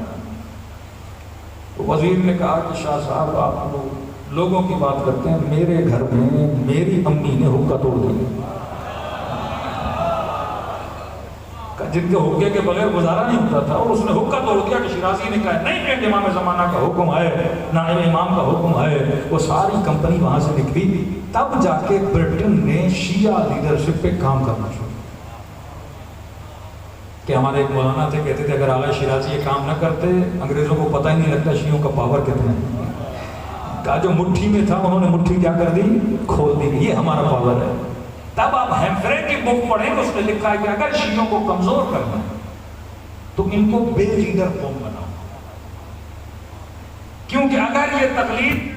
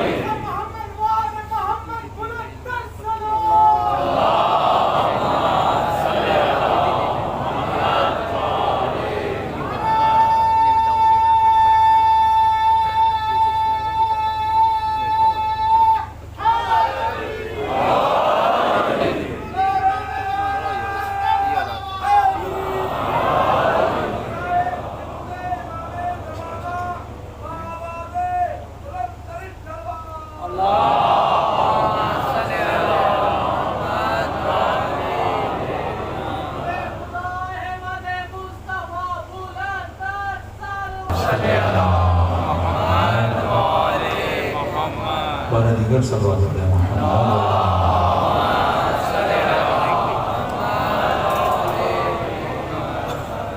بعض لوگوں کو یہ ٹاپک اچھے نہیں لگتے تو لاؤڈ میں شاید برا مان گئے. صلوات پڑھے محمد.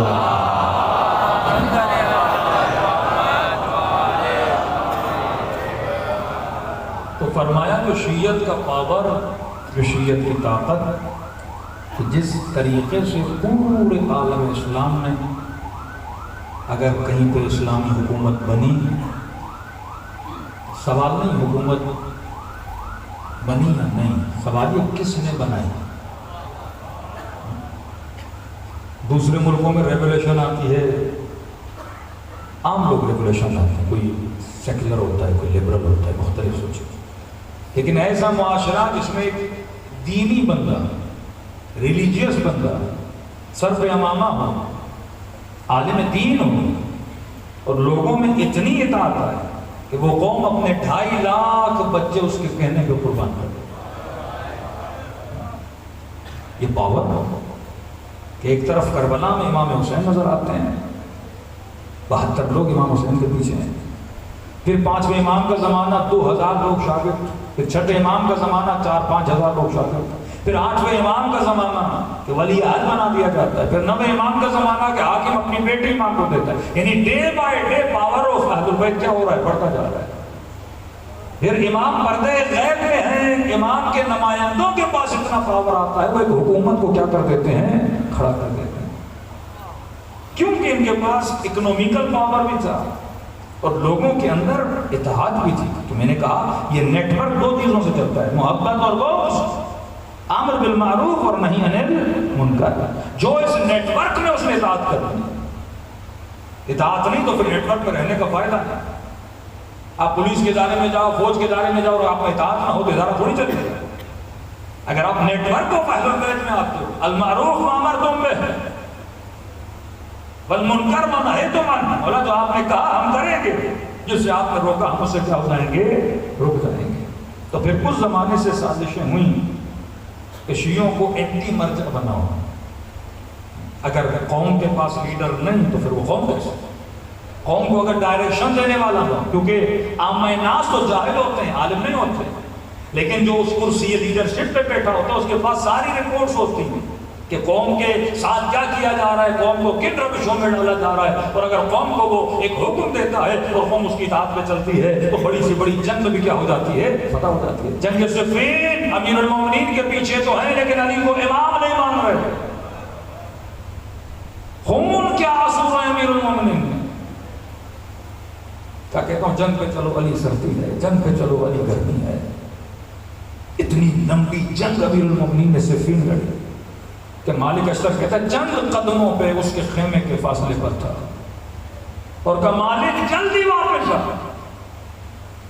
کہا کہ مجھے 10 منٹ کی مہلت دو، ابھی سر قلم کر کے واپس آؤں گا. کہ مالک ایک قدم تو یہاں بڑھائے گا وہاں تلواریں علی کی گردن پر آ جائیں گی. کیونکہ اطاعت معصوم نہیں تھی، کیونکہ نظریہ ولایت لوگوں کا کیا تھا؟ کمزور تھا. آج شیعوں کو توڑنے کے لیے کیا جا رہا ہے.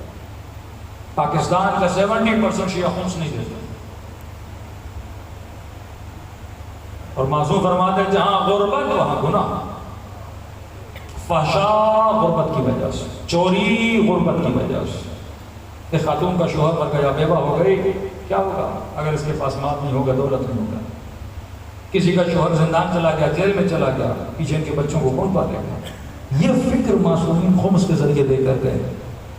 اور آج ایسے بدبخت پہلا اٹیک مراجع پہ، اور پتہ ہے جب بندہ تقلید نہیں کرے گا تو خمس بھی نہیں دے گا، کیونکہ انسان کی ذات میں ہے نا کہ میں پیسے کا نقصان نہ کروں. وہ خود کو مطمئن کرنا چاہتا ہے، یہ چیز نہیں ہے لہٰذا میں کس سے بچ جاؤں. میں تو امام زمانہ کو پیسے دوں گا. ہمارے پیسوں کی امام زمانہ کو ضرورت ہے یا مولا کے شیعوں کو ضرورت ہے؟ امام میرے 1000 کے محتاج ہیں، امام میرے 1 لاکھ کے محتاج ہیں، یا وہ غریب سادات ان پیسوں کے محتاج ہیں، یا وہ بے وکان، یا وہ جن کے گھر میں کھانے کے لیے کچھ نہیں ہو اس کے محتاج ہیں. جب آپ فائنینشیل روٹس کو مضبوط نہیں کرو گے، آج ایک مومن کے لیے کھانے کے لیے نہیں، میں اسے کو نماز پڑھو. آج ایک مومنہ اپنی بیٹیوں کی شادیوں کے لیے پریشان ہے، میں اسے کو روزے رکھو. اللہ نے دین میں یہ کہا ہے. دیندار بھی لوگ تب بنتے ہیں جب فائنینشیل مضبوط ہو جاتے ہیں. جو صبح سے شام تک 12 گھنٹے روٹی کی تلاش میں، اسے یہ فکر ہوگی وہ 10 منٹ قرآن پڑھے، وہ 15 منٹ نہج البلاغہ پڑھے. وہ تو گھر آتا ہے پھر یہ سوچتا ہے کہ کل میں نے خرچہ کیسے دینا ہے، بجلی کا بل کیسے پے کرنا ہے، لوکل جو ظلم عوام پہ ہو رہا ہے اسے میں نے کس طرح ہینڈل کرنا ہے. تو یہ اہل بیت نے سسٹم دیا کہ ہر شہر میں ایک وکیل ہو، ہر شہر میں ایک آفس ہو، اور ہر مومن یہ ذمہ داری سمجھے کہ جب تک اکنومیکلی اپنے وجود کو مضبوط نہیں کرو گے تب تک دشمن کا مقابلہ نہیں کر سکتے. 4000 مدارس کھولے بلوچستان اور KPT میں، 4000 مدارس جنت کیا کے زمانے سے. ایسے ایسے صحراؤں میں جاؤ گے مسجد بنی ہوئی ہے، مدرسہ بنا ہوا ہے، کیونکہ سرکار نے اسکول تو بنائے نہیں. تو بچوں کو پڑھانے کی ذمہ داری کس میں لے لی؟ مدرسوں میں لے لی. اب مدرسوں میں جو لٹریچر جا رہا ہے وہ تعصب کا، وہ فرقہ واریت کا، وہ ایک دوسرے کو کافر کہنے کا. اب یہ بچہ جب 20 سال کا جوان ہو جاتا ہے تو اس کا ایک ذہن دہشتگرد ذہن بن جاتا ہے.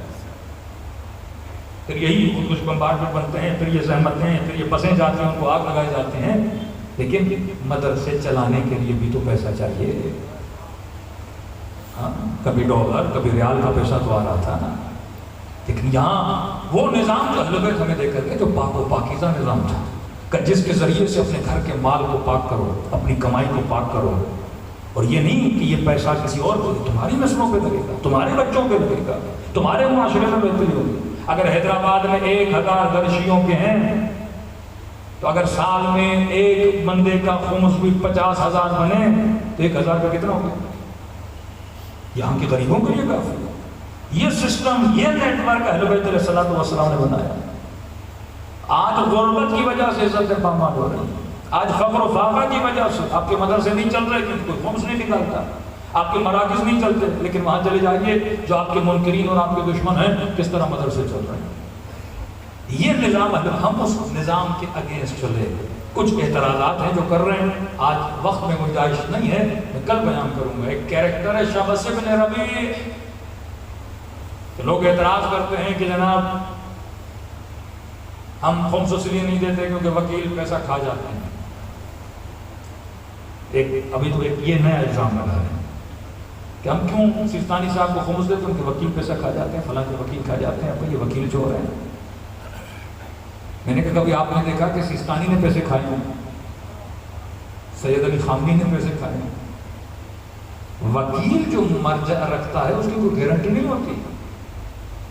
امام موسیٰ کاظم نے وکیل رکھ کے پیسوں کی لالچ آئی، امام رضا کو انہوں نے کیا کر دیا؟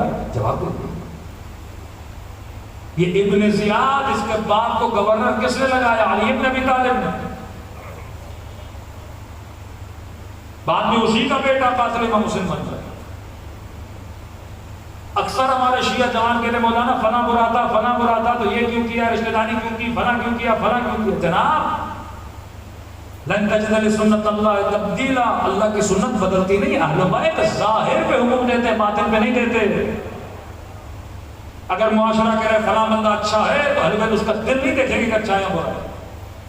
ابن ملجم کا بات ہے، امین وہ فرماتے ہیں تو میرا قاتل بنے گا، کالی میں اور قاتل یہ لے تلوار میرا سر قلم کر دیں. فرمایا نہیں، علی مجرم کو جرم سے پہلے سزا نہیں دیتا. یہی شبس بن ربیع جنگ غالباً مہربان میں امیر المومنین کا علم بردار ہے، اور یہی نہیں کربلا میں یزید کا علم بردار ہے. عجیب عجیب کیریکٹر آپ کو نظر آئیں گے. بعض ایسی شخصیات کا نام نہیں لیتے. امام حسن کو کہتے تھے یا مذل المومنین علیہ السلام. مولا گزرتے تھے نا، کہتے تھے مومنوں کو ذلیل کرنے والا امام. مولا چپ کر کے چلے جاتے تھے. یہی بات میں مارے گئے اور آج ہم ان کو شہید بھی مانتے ہیں. ابتدا الگ ہے، انتہا الگ ہے. مولا علی کسی کا ایکس رے کر کے تو اسے نہیں دیتے. مولا دیکھتے ظاہر میں بندہ اچھا ہے اور اس دن اچھا ہے، لالچ بعد میں آتے ہیں. آج آپ بہت اچھے ہیں، آگے جا کے لالچ ہو جاتی ہے. تو فیصلہ اسی دن کے حساب سے کیا جاتا ہے. اگر کوئی کسی مرجع کے پاس جاتا ہے کہ میں آپ کی طرف سے وکیل بننا چاہتا ہوں، خمس جمع کرتا ہوں، تو وہ اس وقت اس کی تقویٰ اور پرہیزگاری کو دیکھ کے کیا کرتے ہیں؟ فیصلہ کرتے ہیں. جہاں لوگ برے بھی اس میں نکل آتے ہیں. یہ سسٹم جو اہل بیت نے بنایا شیعت کی مضبوطی کے لیے، واللہ آج آپ دیکھ لیجئے خدا نے کتنی عزت دی مکتب اہل بیت والوں کو کہ آج دشمن کے مقابلے میں آپ کھڑے ہیں. آج جن کو دنیا سپر پاور، ہماری نگاہوں میں تو سپر پاور خدا ہے، اس کے علاوہ کوئی سپر پاور نہیں ہے اللہ کے علاوہ. لیکن یہ جو دنیاوی لوگ ہیں، کچھ حکومتوں کو سپر پاور بولتے ہیں، وہ سپر پاور بھی اگر کسی کا نام سن کے کانپ جاتا ہے، اگر گھبراہٹ ہوتی ہے ان کو، تو وہ کسی اور سے نہیں ڈرتے، وہ علی ولی اللہ ماننے والوں سے ڈرتے ہیں.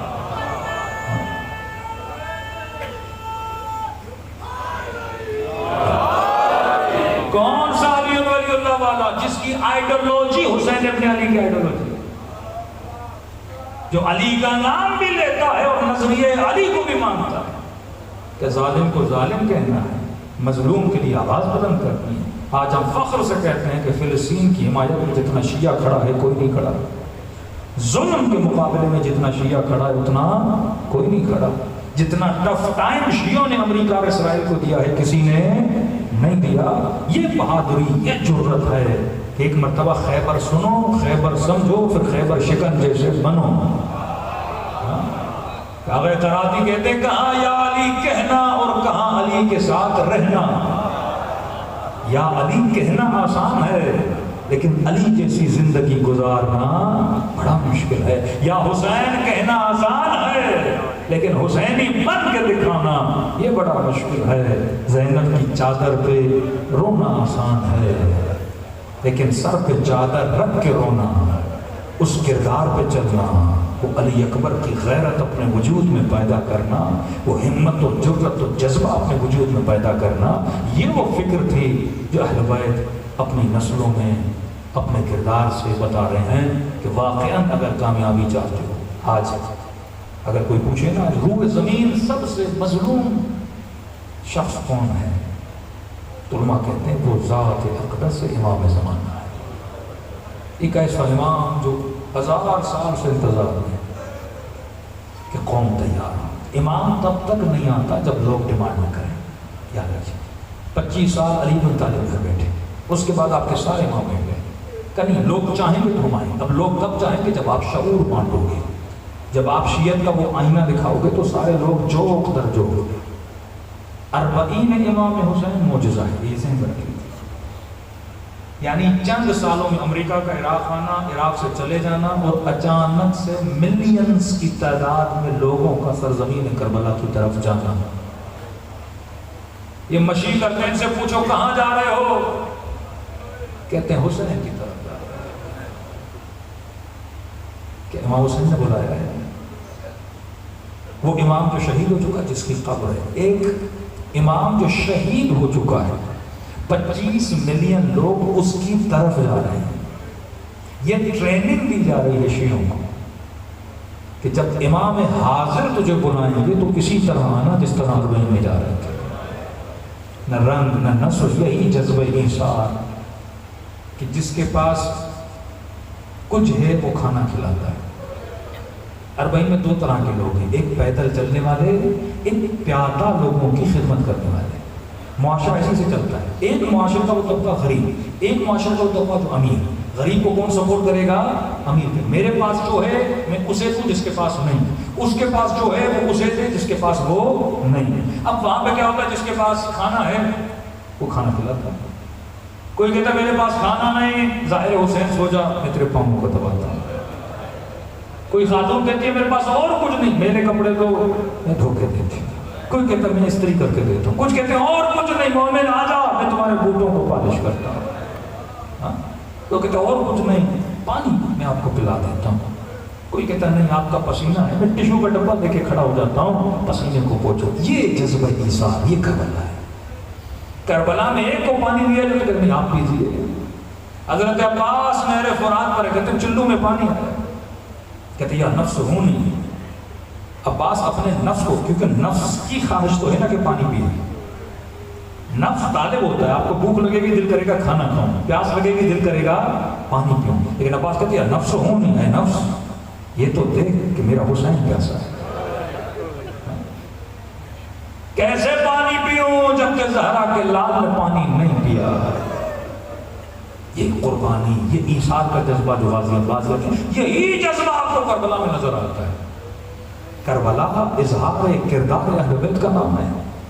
میں کہتا ہوں اکثر اپنے جوانوں کو کہیں لے جاؤ نہ جاؤ، کوئی ترکی کے ٹرپ پہ جا رہا ہے، کوئی کہیں جا رہا ہے، زندگی میں ایک ٹرپ بلفظ جوانوں کے لیے کرو، ایک ٹرپ کربلا کا لگایا کرو۔ اور کربلا بغیر مشی کے فائدہ نہیں۔ 40 کا مقصد مشی ہے، زیارت کرنی ہے الگ دنوں میں جاؤ، کیونکہ 40 کے دنوں میں زیارت بڑی مشکل ہوتی ہے۔ جس کو زیارت کرنی ہے وہ 40 سے ہٹ کے کربلا جائے۔ مشی ایک پوری تربیت ہے، ایثار کی تربیت، صبر کی تربیت۔ پوری زندگی اے سی میں بیٹھنے والا اب اس نے دھوپ میں چلنا ہے، جو اتنا کبھی نہیں چلا لیکن اتنا چلے گا کہ پاؤں میں چھالے پڑ جائیں گے۔ پھر چلتے چلتے یاد تو آئے گا نا کہ زین العابدین بھی چلے، دین خدا کے لیے 4 سالہ بچی بھی چلی، اس دین کے لیے سیدہ زینب بھی چلی۔ آج یہ جو آپ کو پانی پلاتے ہیں لوگ کہتے ہیں آپ کو نہیں پلا رہے، یہ تصور سے پانی لے کر آ رہے ہیں کہ ایک زمانہ تھا کہ زین العابدین بھی میرے مولا چل رہے تھے لیکن پانی دینے والا کوئی نہیں تھا، کہ مولا میں آپ کو نہ پلا سکا تو کیا آپ کے ظاہر کو تو پانی پلا رہا ہوں۔ یہ جذبہ 40 پوری ٹریننگ ہے۔ اور آپ دیکھیے گا 40 کہاں تک شیعوں کو لے کر جاتا ہے۔ آج 25 ملین شیعہ، یہ بڑھتا جائے گا، یہ کلچر، یہ نام حسین، اس کی گونج پوری دنیا تک جائے گی۔ آج BBC والے حسین کون ہے اور کہیں گے میں اس کا بیٹا ہوں جسے پیاسا مارا گیا، میں اس کا بیٹا ہوں جسے بے کفن دفن کر دیا گیا، میں اس کا بیٹا ہوں جس کے بدن پہ اتنے تیر مارے گئے۔ کسی جوان نے سوال کیا کہ مولانا یہ زیارت عاشوراء میں اتنے سلام کیوں ہیں امام حسین کو؟ ایک روایت پڑھی چوتھے امام کی، شخص آیا اور کہنے لگا مولا اتنے سلام کی تاکید کیوں ہے آپ کے جد کو؟ امام نے فرمایا کیونکہ عاشوراء کے دن میرا بابا ترس گیا تھا، کوئی آ کے سلام کرے۔ یہ شاید کسی مومن، کسی برادر اہل سنت کو عجیب لگے کہ فرزند رسول کو میں نے کہا جب قتل کر دیا تو سلام تجھے عجیب نہیں لگنا چاہیے۔ مولا علی گھر آئے، سیدہ نے کہا علی میں نے سنا ہے کہ لوگ تجھے سلام نہیں کرتے، فرمایا سیدہ میں سلام کرتا ہوں، علی کے سلام کا کوئی جواب نہیں دیتا۔ اور کربلا میں یہ نوبت آئی کہ میرے چوتھے امام فرماتے ہیں کہ میرے بابا ترس گئے تھے، یعنی دل کر رہا تھا کوئی مجھے سلام کرے، کہتے تھے نہیں یہ باقی ہے کہ میرے بابا کو سلام کیا کرو۔ کس بابا کو؟ تو فرمایا وہ میرا بابا جس کے بدن پہ 1000 سے زیادہ زخم لگے۔ یہ مومن روتا ہوا گھر گیا، پوری رات سوچتا رہا، کہتا اپنی انگشت سے، اپنی انگلی سے میں بدن پہ اس طرح گنتا رہا۔ واپس گھر گیا امام کے اور فرمایا کہ مولا میں نے پوری رات بدن کی ایک ایک جگہ گنی، بدن پہ اتنی جگہ نہیں کہ 1000 زخم لگے۔ بولا بدن چھوٹا ہے، 1000 زخم؟ امام نے کہا تو سچ کہہ رہا ہے، بدن پہ اتنی جگہ نہیں کہ 1000 زخم لگیں، لیکن فرمایا میرے بابا کے بدن پہ تھے۔ کہ مولا جب جگہ نہیں تو زخم کہاں سے آیا؟ رو کر کہا ربح علی ربح، ایک زخم کے اوپر دوسرا زخم، جہاں کسی نے تیر مارا وہیں پہ کسی نے پتھر مارا، وہیں پہ کسی نے نیزہ مارا۔ یہ وہ حسین ہے جس نے امت کو بیدار کرنے کے لیے اپنا گھرانہ لٹا دیا۔ اور دل حسین تب خوش ہوگا جب وہ کرو جو حسین ابن علی چاہتے تھے، دلوں کو کربلا کی طرف روانہ کریں، ایسے سلام کریں جیسے سیدہ زینب نے سلام کیا۔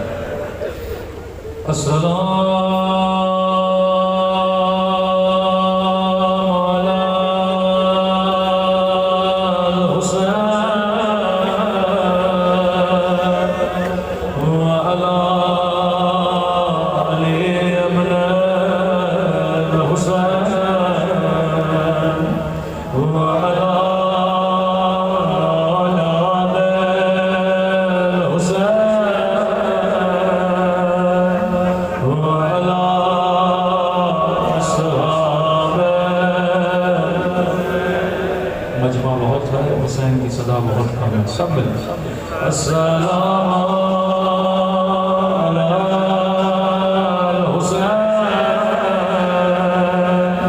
وعلی علی ابن الحسین وعلی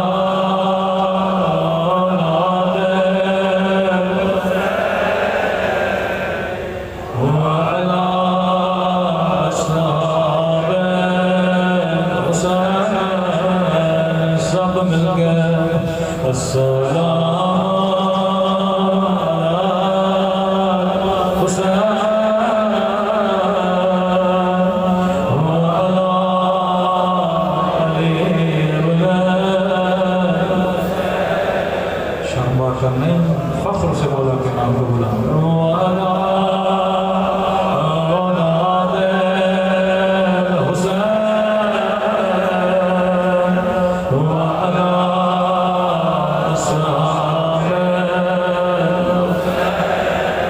سب مل کے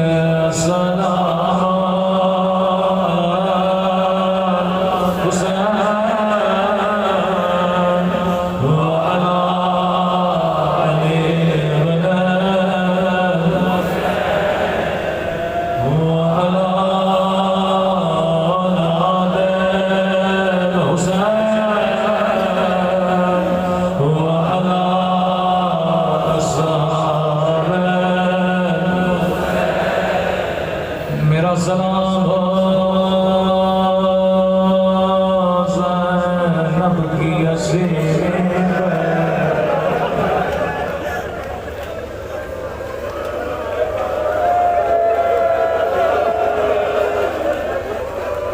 خدا آپ کی بہنوں کے پردوں کی حفاظت کرے اللہ جانے عباس پہ کیا گزرے ہوگی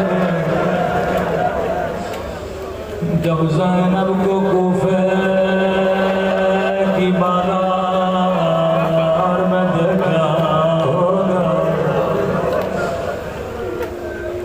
کہتے ہیں جب قافلہ بازار میں پہنچا زینب بڑی حسرت سے عباس کی کٹی ہوئی گردن کو دیکھ رہی تھی رو کے کہنے لگی عباس تجھے میری چادر پہ بڑا ناز تھا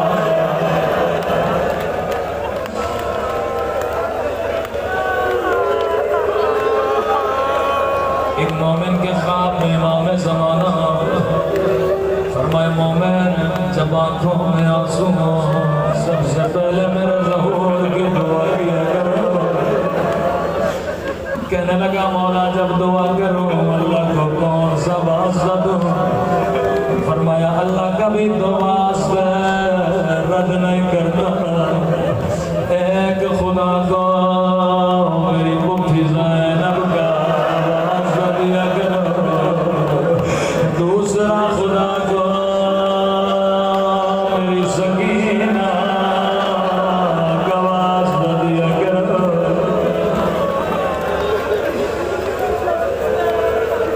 بڑا کریم گھرانہ ہے کہتے ہیں ایک بچی تھی یتیم تھی آواز تھوڑی بڑھائی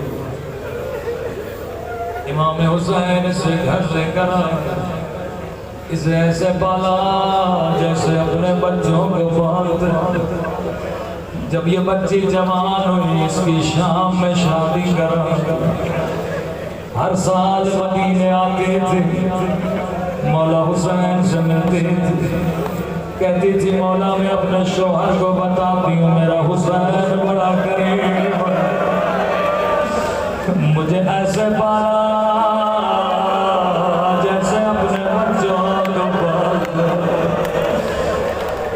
مولا جب جب آتی ہوں کہتا اپنے مولا سے پوچھنا کب میرے گھر آئے گا، میں تیرے مولا کی دعوت کروں گا، بڑے بڑے سفرے لگاؤں گا۔ امام حسین کو بڑا پیار فرمایا شیرین ہم آئیں گے لیکن تم پہچان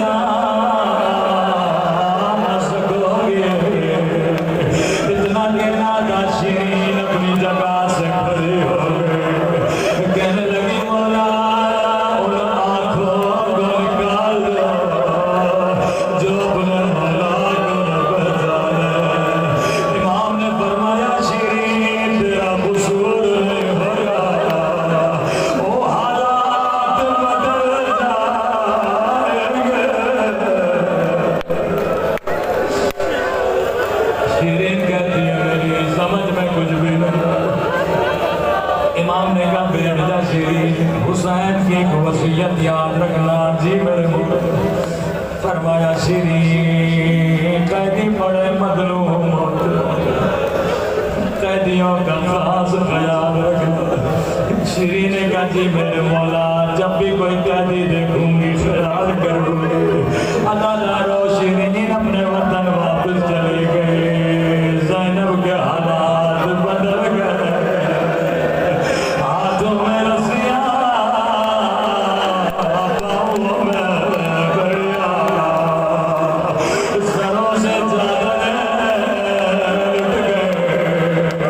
جب یہ قافلہ بازار میں آیا، شیرین کا شوہر بازار سے گزر رہا تھا، اس کی نگاہ 4 سالہ بچی پہ پڑ گئی، وہ زخمی رخساروں پہ پڑ گئی، وہ زخمی کانوں پہ پڑ گئی، روتا ہوا گھر گیا۔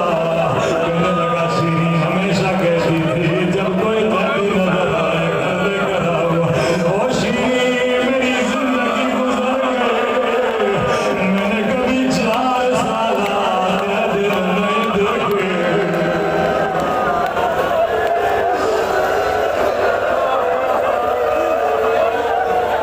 شیرین بڑے مظلوم تھے، اگر اجازت دو گھر لے کر آؤ۔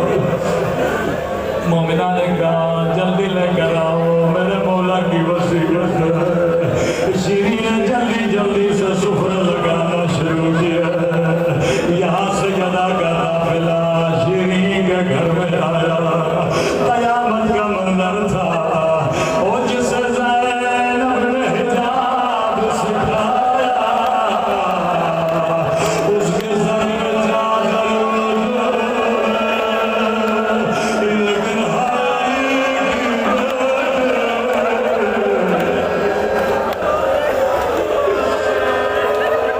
شیرین نے جلدی جلدی سے سفرہ لگایا، پانی رکھا۔ کہنے لگی قیدی بیویوں جتنا پانی پینا ہے پی لو، میں ابھی کھانے کا بندوبست کرتی ہوں۔ قیدی بیویوں نے کہا مومنہ ہمیں پانی نہیں چاہیے، ہمیں کھانا نہیں چاہیے، اگر اجازت دو تیرے گھر میں ماتم کر لیں، کیونکہ ہم بڑے مظلوم ہیں۔ ایک دن میں ہمارے گھر سے 18 لاشیں نکلی ہیں، کسی نے ہمیں رونے نہیں دیا۔ بڑے خوش نصیب آج حسین کے غم میں رو رہے، لیکن جب زینب روتی تھی شمرتا دیا نے مار دیا۔ کہنے لگی قیدی بیویوں میں کیوں روکوں گی، جتنا رونا ہے رو لو، میں تجھے نہیں روکوں گی۔ اجازت کا ملنا تھا، قیدی بیویوں نے حلقہ بنایا۔ ایک مرتبہ قیدی بیوی اٹھی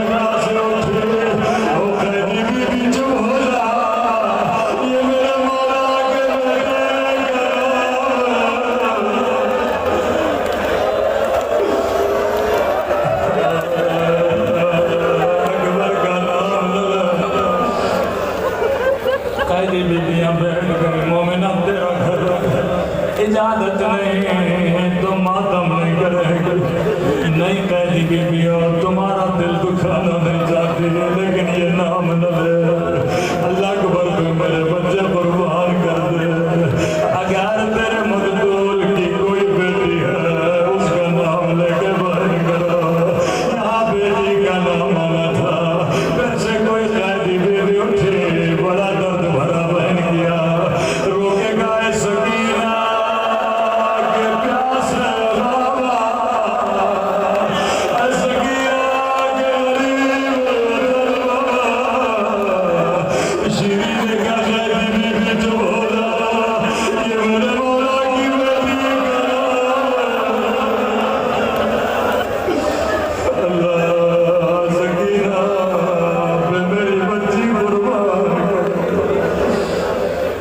اب شیریں کی سمجھ میں کچھ بھی نہیں آیا اپنی جگہ سے اٹھی رو کے کہنے لگی قیدی بیٹیوں یہ تو مدینے والوں کے نام اللہ میرے مولا کی خیر کرے کہتی ہے قیدی بیٹی آخری مہلت دے رہی ہوں اگر تیرے مقتول کی کوئی بہن ہے اس کا نام لے کے بہن کرو راوی کہتا بہن کا نام آنا تھا ساری بیویاں خاموش ہو گئے ایک مرتبہ زینب اٹھی اور بڑا درد بھرا بہن کیا روکے گائے اجڑی ہوئی زینب کے پیاس بھرا آئے اجڑی ہوئی زینب کے غریب بھرا شیری قدموں میں گر گئے آئے قیدی بیوی تو کون ہے تیرا میرے حسین کے ساتھ کیا رشتہ ہے زینب نے بالوں کو ہٹایا کہا شیری نہیں پہچانا الو زینب او شیری تیرے مہمان آ گئے تیرا حسین آیا میرا پاس آ گیا او شیری میں زینب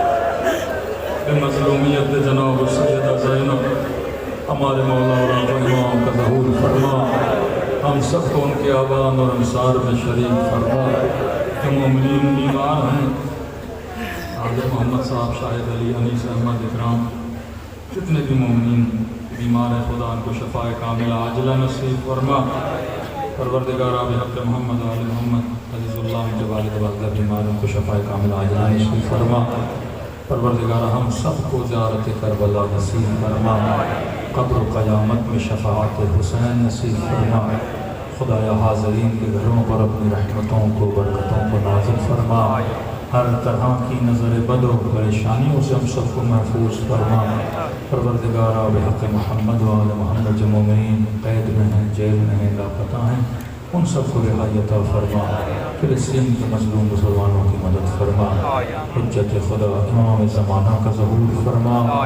ہم سب